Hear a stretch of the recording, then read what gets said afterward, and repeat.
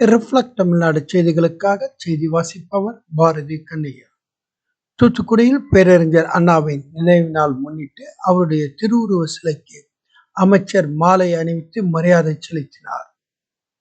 பேரறிஞர் அண்ணா அவர்களின் நினைவு நாளை முன்னிட்டு சமூக நலன் மற்றும் மகளிர் உரிமைத்துறை அமைச்சர் கீதா ஜீவன் தலைமையில் தூத்துக்குடி மாநகராட்சி மேயர் ஜெகன் பெரியசாமி பேரறிஞர் அண்ணா அவரது திருவுருவ சிலைக்கு மாலை அணிவித்து புகழ் வணக்கம் செலுத்தினார்கள். இதனைத் தொடர்ந்து மாநகர செயலாளர் SR ஆனந்தசேகரன், துணை மேயர் திருமதி ஜெனிட்டா, மாமன்ற உறுப்பினர்கள் மற்றும் கட்சி நிர்வாகிகள் என பலர் கலந்து கொண்டனர்.